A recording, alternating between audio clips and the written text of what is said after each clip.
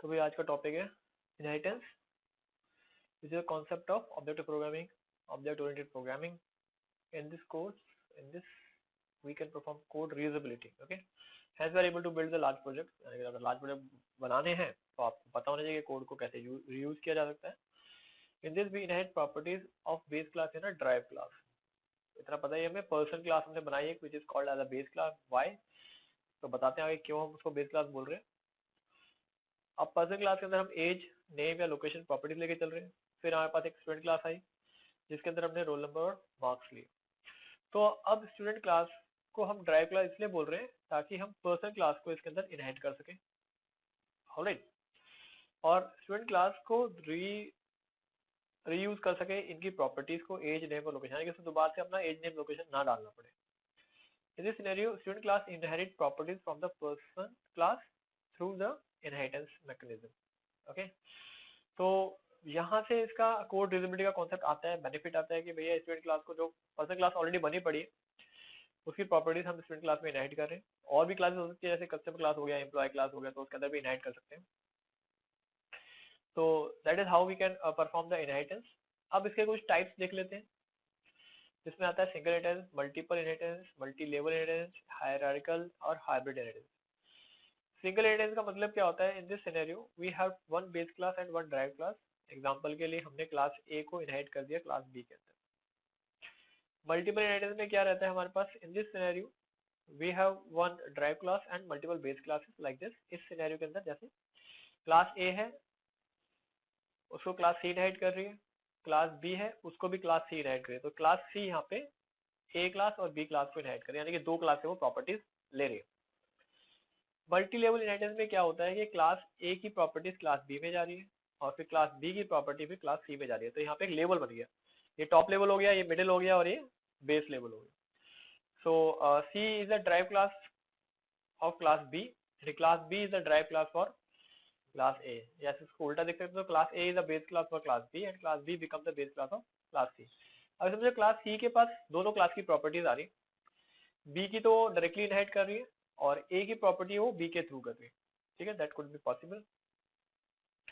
Hierarchical inheritance जो होता है, in this scenario we have one base class and multiple drive class. Like class A जो है class B में भी इनहेरिट हो रही है और क्लास ए जो है क्लास सी में भी इनहेरिट हो रही है. तो that is called the hierarchical inheritance, जिसमें एक क्लास, एक बेस क्लास होती है और मल्टीपल ड्राइव क्लासेस होती है. अब हाइब्रिड इनहेरिटेंस आता है, बहुत ज्यादा यूज में आता है, इसको हम डायमंड इनहेरिटेंस भी बोलते हैं. In this scenario we have multiple types of inheritance available. Example के लिए जैसे एक तो इसमें तो आ गया आपका हायरार्किकल इनहेरिटेंस जो हम यहाँ पे देख रहे थे, ठीक है ना. और यहाँ पे इन दोनों में आ गया आपका नॉर्मल मल्टी लेवल इनहेरिटेंस. और यहाँ पे देखा जाए तो क्या हो रहा है, देखो मैं बताता हूँ. क्लास ए को इनहेरिट कर रहे हैं क्लास बी के अंदर, फिर क्लास ए को इनहेरिट कर रहे हैं क्लास सी के अंदर भी. अब क्लास बी और सी को दोनों को इनहेरिट कर रहे हो क्लास जी के अंदर, तो एक तरह से डायमंड शेप बन जाता है हमारे. So that consider as a hybrid inheritance. तो अब इसका कोड करते हैं.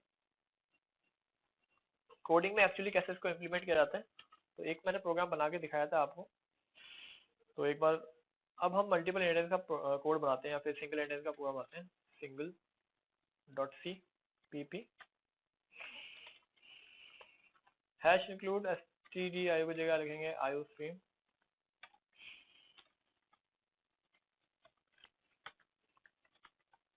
Hash include conio.h void main, जो हमारा मेन कोड रहेगा. इसके ऊपर हम दोनों क्लास बनाते हैं जो हमने बात की थी, क्लास पर्सन की, जिसके अंदर हमने कुछ प्रॉपर्टीज लिया, एज लिया, नेम ले लिया और लोकेशन ले लिया हमने इसका, कैर लोकेशन.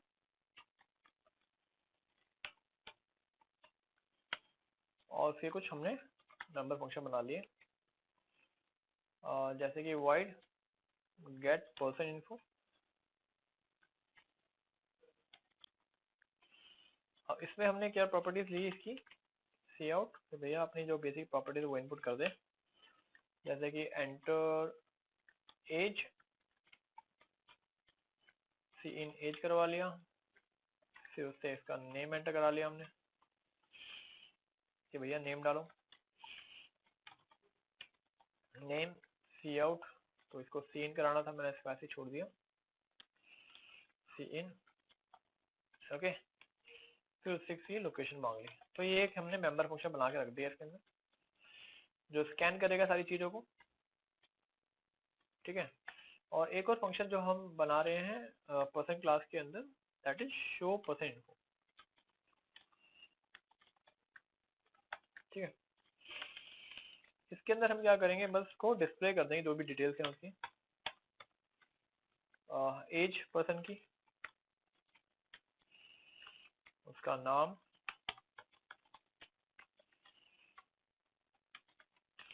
और उसकी लोकेशन,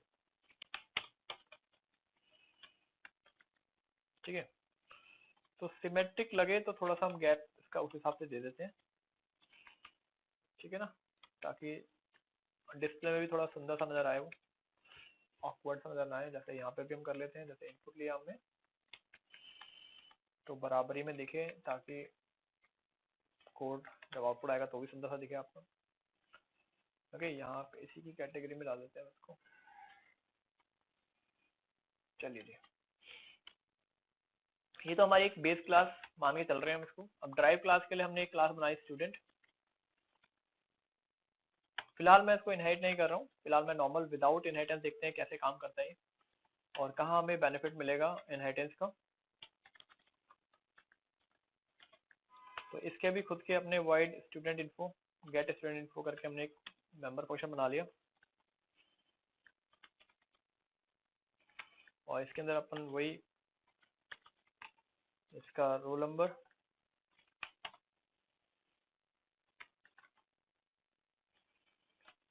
मांग लेते हैं,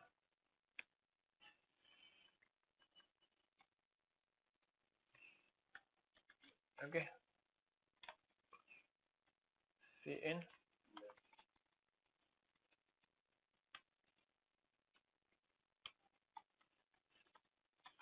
सी आउट में इसका मार्क्स मांग लेते हैं,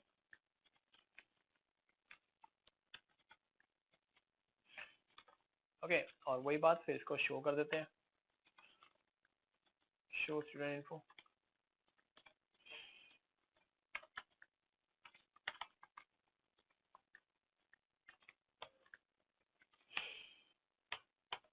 तो यहाँ पे हमने रोल नंबर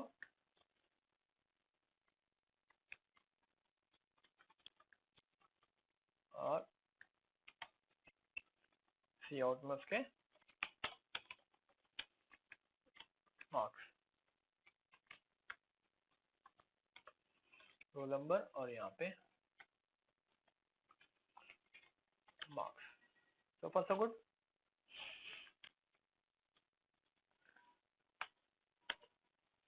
अब जो है अभी हमारा नॉर्मल है, अभी इनहेरिटेंस नहीं किया है, तो इस केस में हमें क्या करना पड़ता है, हमें दो ऑब्जेक्ट बनाने पड़ेंगे, एक स्टूडेंट की कंप्लीट इन्फॉर्मेशन गेट करने के लिए। तो मेरे को स्टूडेंट क्लास का भी एक ऑब्जेक्ट बनाना पड़ेगा और इसका भी ऑब्जेक्ट बनाना पड़ेगा, ठीक है ना। और P dot gate student person info ऐसे ही लेना पड़ेगा, और P dot sorry S dot gate student info, ठीक है। एंड आफ्टर दिस मेरे को डिस्प्ले करना है